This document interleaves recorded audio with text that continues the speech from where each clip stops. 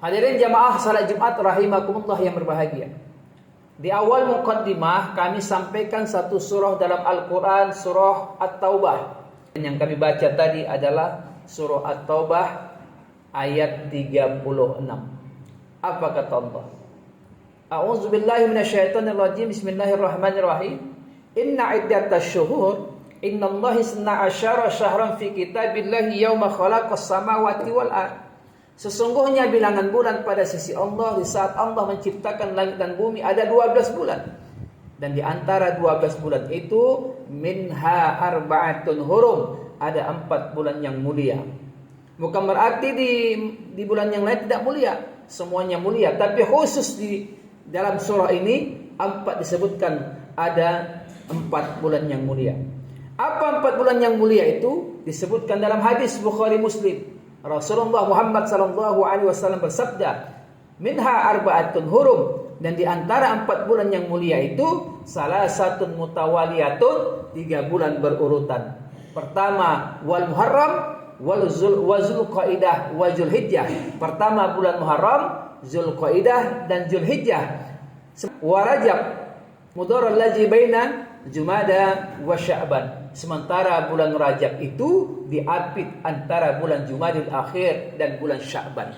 Dan hari ini berada di bulan yang mulia, yaitu bulan Rajab. Sementara Rajab itu artinya adalah kemuliaan. Ayo kita sedikit cek dan recek ke belakang. Ada apa sih di bulan 4 yang bulan yang mulia ini? Pertama bulan Muharram, kita tahu bahwa bulan Muharram adalah bulan awal tahun baru Islam. Walaupun kita sedih ketika perhelatan pergantian tahun, hampir di setiap tahun Masehi yang paling banyak merayakannya adalah orang Islam. Sementara tahun baru kita adalah bulan Muharram. Makanya sampai Allah sudah ingatkan kita dalam Al-Quran, walan tardu ankal yahudu walan nasara hatta tattabi'a millatahum. Tidak akan senang mereka orang-orang Yahudi, tidak akan senang mereka orang-orang Nasrani sampai kita mengikuti milah mereka. Apa itu milah? Milah itu adalah tradisi, budaya, kebiasaan, adat istiadat, bahkan sampai kepada ranah agama. Dan ini terbukti ketika malam perhelatan pergantian tahun Masehi yang paling banyak merayakannya adalah umat Islam. Sementara mereka orang-orang Yahudi, Nasrani dan Majusi di rumah ibadahnya masing-masing menunggu jam 12 pergantian tahun. Disitulah mereka berdoa kepada Tuhannya. Tapi yang paling aneh yang merayakannya adalah umat Islam. Makanya sampai Rasulullah katakan, kuatkan dalam hadisnya, man tasyabbaha biqaumin fahuwa minhum. Siapa yang mengikuti suatu kaum, maka dia termasuk daripada golongan kaum tersebut. Itu berkenan di bulan Muharram. Makanya tahun baru kita adalah bulan Muharram, bulan yang sangat dimuliakan oleh Allah Subhanahu wa taala. Masuk bulan kedua.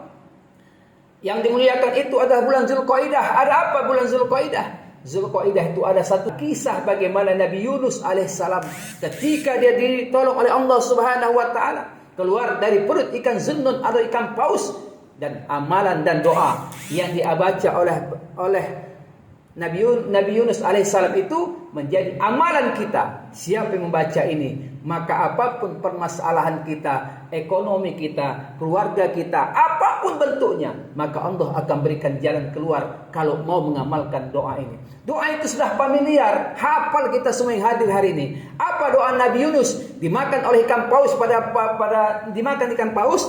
Doa Nabi Yunus itu adalah dicantumkan dalam Al-Quran menjadi amalan kepada kita semua. Apa yang dibaca Nabi Yunus?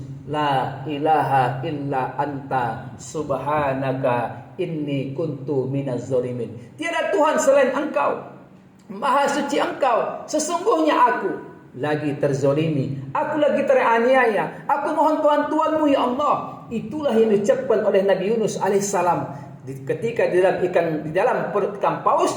Ternyata selama 3 hari 3 malam tak ada pertolongan selain dari pertolongan Allah Subhanahu wa taala. Maka hanya berselang 3 hari 3 malam Nabi Yunus dimuntahkan oleh ikan paus hanya gara-gara doa tersebut. Amalkanlah doa ini setelah kita selesai membaca dalam solat. Setelah solat mengucapkan salam. Setelah salam itu perbanyak istighfar dan masukkanlah kalimat ini, doa ini. Insya Allah Allah yang akan berikan solusinya kepada kita. Yang ketiga, Ketiga adalah bulan Zulhijjah. Ada apa kisah yang paling familiar yang menjadi amalan kita ketika kita berada di bulan Zulhijjah? Tidak lain adalah kisah di mana Nabi Ibrahim alaihissalam menyembelih anaknya Ismail alaihissalam. 3 malam berturut-turut Nabi Ibrahim dimimpikan oleh Allah Subhanahu wa taala. Ya bunayya, sampai pada malam 8 Zulhijjah, malam 9 Zulhijjah, sampai endingnya pada malam 10 Zulhijjah, baginda yang namanya Nabi Ibrahim alaihissalam dimimpikan oleh Allah Subhanahu wa taala. Maka endingnya pada tanggal 10 Zulhijjah itu dia panggil anaknya, "Wahai anakku, ya bunayya, inni ara fil manam inni azbahuka fanzur ma tara." Qala ya abad if'al ma tu'maru satajiduni insyaallahu minas sabirin. Wahai anakku, tadi malam aku mimpi menyembelihmu nak. Maza taro, apa pendapatmu nak? Apa kata anaknya? Ya abad, wahai ayah, af'al ma tu'maru satajiduni insyaallahu minas sabirin. Kerjakan, laksanakan apa yang diperintahkan oleh Allah kepada ayah. Insyaallah ayah akan mendapatkan aku termasuk anak yang sabar, termasuk orang-orang yang sabar. Dan yang mulia di bulan keempat itu adalah bulan Rajab. Kita sekarang ini berada di bulan Rajab. Apa kisah yang paling viral itu sampai dimuliakan? Karena di malam bulan Rajab itu bertepatan jumhur para ulama mengatakan kisah Nabi Muhammad sallallahu alaihi wasallam di Isra dan di Mi'rajkan oleh Allah Subhanahu wa taala. Apa sebabnya? Mengapa Rasulullah itu harus di Isra dan Mi'rajkan? Tidak ada asap tanpa api. Begitulah tidak ada sebab, tidak ada akibat tanpa sebab. Akibatnya Rasulullah itu di Isra dan Mi'rajkan itu adalah akibat. Sebabnya adalah karena pada tahun yang sama meninggal pamannya Abu Thalib. Walaupun Abu Thalib meninggal tidak dalam keadaan Islam, sedih baginda Rasulullah Muhammad sallallahu alaihi wasallam. Bukan sedihnya matinya bukan karena tidak masuk agama Islam, tetapi Abu Thalib adalah pamannya satu-satunya yang berani membela andai kata ada orang kafir Quraisy membunuh Nabi Muhammad sallallahu alaihi wasallam. Maka Abu Thalib lah pamannya lah yang jadi tameng, perisai pelindung untuk baginda Rasulullah Muhammad sallallahu alaihi wasallam. Maka pada tahun yang sama meninggal pula istrinya Siti Khadijah. Siti Khadijah adalah orang yang paling kaya di kota Mekah. Saking sayangnya Rasulullah memanggil istrinya dengan sebutan Ummul Mukminin, ibunya orang-orang mukmin. Karena Siti Khadijah adalah perempuan yang pertama kali masuk ke dalam Islam. Walaupun 15 tahun lebih tua Siti Khadijah dengan baginda Rasulullah Muhammad sallallahu alaihi wasallam, tidak menjadi patok ukuran kalau sudah bicara cinta. Makanya kalau kita mencintai seseorang karena wajah akan berubah. Kalau kita mencintai seseorang karena harta akan binasa. Tapi kalau kita mencintai seseorang karena hati, insyaallah akan menjumpai cinta yang hakiki. Begitulah baginda Rasulullah Muhammad sallallahu alaihi wasallam. Dia mencintai Siti Khadijah bukan karena kecantikannya. Dia mencintai Rasulullah bukan karena kekayaannya, tetapi dia merasa bahwa Siti Khadijah adalah perempuan yang dia merasa bahwa dialah yang akan membantu dakwah Rasulullah Muhammad sallallahu alaihi wasallam. Siti Khadijah orang paling kaya di kota Mekah. 2/3 hartanya habis untuk dakwah baginda Rasulullah Muhammad sallallahu alaihi wasallam. Dan yang paling sedihnya ketika Siti Khadijah mengembuskan napas yang terakhir, baginda Siti Khadijah bajunya ada 18 tambalan. Hadirin jamaah salat Jumat rahimakumullah yang berbahagia.